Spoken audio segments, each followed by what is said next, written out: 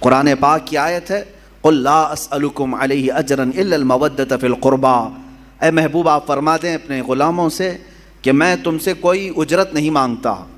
رسول پاک صلی اللہ علیہ وسلم نے ہم سے کوئی معاوضہ مانگا ہے؟ حضور اکرم صلی اللہ علیہ وسلم کی بدولت ہمیں ساری نعمتیں ملی ہیں، ان کے صدقے میں سب کچھ ملا ہے، بدلے میں حضور نے کچھ مانگا ہم سے؟ قرآن خود یہ کہہ رہا ہے کہ اے رسول آپ فرما دیں کہ میں تم سے کوئی چیز نہیں مانگتا، بدلے میں کوئی چیز نہیں طلب کرتا، مگر اتنا کہ تم میرے اہل بیت سے محبت کرو۔ الا المودۃ فی القربى، رشتہ داروں سے، حضور اکرم صلی اللہ علیہ وسلم کے گھر والوں سے محبت کرنا، اس کو تو رسول کریم صلی اللہ تعالیٰ علیہ وسلم نے بھی اظہار فرمایا۔ ایک حدیث ملتی ہے من مات علی حب آل محمد مات شہیدا، جو حضور کی آل کی محبت میں، حضور کے گھر والوں کی محبت میں انتقال کر گیا دنیا میں، اسے شہادت کا مقام عطا کیا جاتا ہے۔ اہل بیت کی محبت شہادت کے مقام کو پہنچاتی ہے۔ عزیزان گرامی، رسول پاک صلی اللہ علیہ وسلم کی اہل بیت میں کون ہیں؟ مفسرین نے الگ الگ رائے اگرچہ رکھی ہیں، لیکن زیادہ طور پر مشہور حضور اکرم صلی اللہ تعالیٰ علیہ وسلم کے اہل بیت میں آپ کی بیٹیاں، آپ کی ازواج مطہرات، یہ سب اہل بیت میں ہیں۔ ان میں سے بھی اخص جو خاص اہل بیت ہیں وہ سیدہ کائنات فاطمہ الزہرا رضی اللہ تعالیٰ عنہ، مولا علی کرم اللہ وجہہ الکریم، اور آپ کی اولاد حسنین کریمین رضوان اللہ تعالیٰ علیہم اجمعین، یہ سب اہل بیت میں سے ہیں۔ بلکہ ان کی اولاد جو بھی قیامت تک ہوگی وہ رسول پاک صلی اللہ علیہ وسلم کی اہل بیت میں سے ہوں گے۔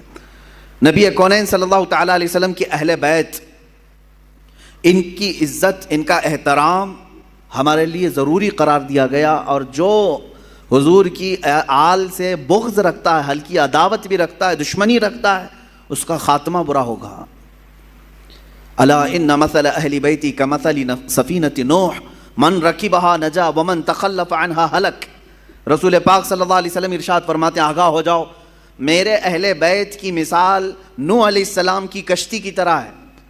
نوح علیہ السلام کے زمانے میں سیلاب آیا، طوفان آیا، اور اس وقت اگر کوئی نجات پایا تھا تو کون؟ صرف نوح علیہ السلام کی کشتی میں جو سوار ہوا، باقی سب ہلاک ہو گئے۔ پوری دنیا میں یہ پانی بھرا تھا، سب ہلاک و برباد ہوئے، سوائے اس کشتی کے سواروں کے کوئی نہیں بچا۔ تو اللہ کے حبیب صلی اللہ علیہ وسلم فرماتے ہیں میرے گھر والے، میرے اہل بیت نوح علیہ السلام کی کشتی کی طرح ہیں، جو انہیں تھام لیا وہ نجات پا گیا، جو ان سے دور ہوا وہ ہلاک ہو جائے گا۔ اہل بیت سے جو نفرت کیا یا ان سے دوری اختیار کیا وہ ہلاک ہو جائے گا۔ عزیزان گرامی وقار، یقیناً اہل بیت ہمارے لیے سر کا تاج ہیں، لیکن ساتھ میں ہمیں رسول پاک صلی اللہ علیہ وسلم نے اپنے صحابہ کی محبت بھی سکھائی ہے۔ حضور اکرم صلی اللہ علیہ وسلم کا یہ فرمان عالی شان ہے اصحابی کالنجوم بأیہم اقتدیتم اہتدیتم، میرے صحابہ ستاروں کی مانند ہیں، تم جس کی بھی پیروی کرو گے ہدایت پا جاؤ گے۔ یہ میں کیوں آج عرض کر رہا ہوں؟ اہل بیت کا تذکرہ ہونا چاہیے، لیکن ساتھ میں نے صحابہ کا بھی ذکر کیا۔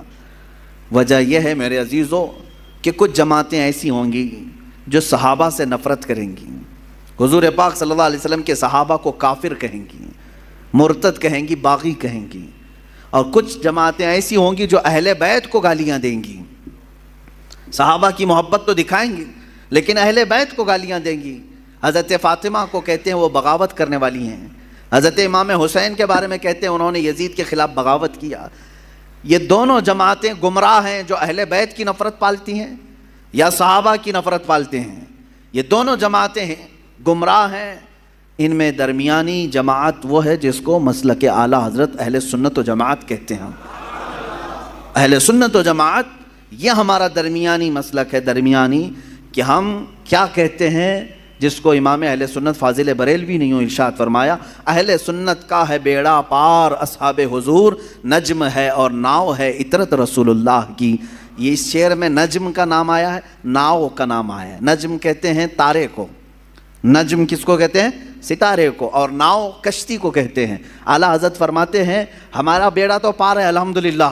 صحابہ کو حضور نے کیا فرمایا؟ میرے صحابہ ستاروں کی طرح ہیں۔ اہل بیت کو کیا کہا حضور نے؟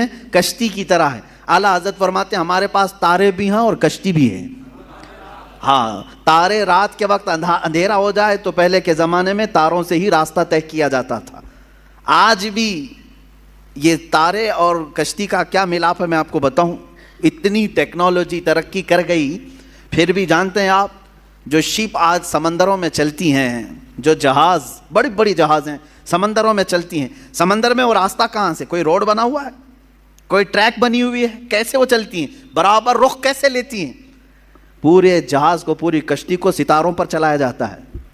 آج بھی ستاروں پر راستے طے کیے جاتے ہیں۔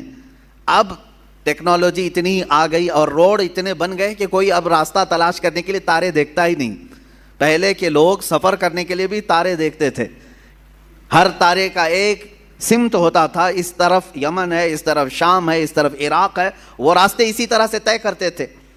اس لیے یہ دو چیزوں کا ملاپ بیان کیا گیا۔ سمندر میں اگر کشتی ہے تو تاروں سے اپنا راستہ طے کرتی ہے۔ میرے عزیزو، ہم یہ کہتے ہیں کہ صرف تارے دیکھ کر کے چلیں اور سمندر میں چلنا چاہے تو بھی ممکن نہیں ہے، اور صرف کشتی پر بیٹھ جائیں تارے نہ دیکھیں تو بھی ممکن نہیں ہے۔ اسی لیے اعلیٰ حضرت نے فرمایا اہل سنت کا ہے بیڑا پار، اصحاب حضور نجم ہے اور ناؤ ہے اطرت رسول اللہ کی۔ اللہ کے رسول کی عطا کردہ دونوں نعمتیں ہمارے پاس ہیں۔ ہم صحابہ کی بھی عزت کرتے ہیں اور اہل بیت اطہار کی بھی عزت کرتے ہیں۔ ان دونوں میں سے کسی ایک کو بھی ہم خطا کار، گنہگار، معاذ اللہ رب العالمین، باغی، اس طرح کے الفاظ ہم ہرگز نہیں استعمال کرتے۔ اہل سنت کا یہ موقف رہا ہے۔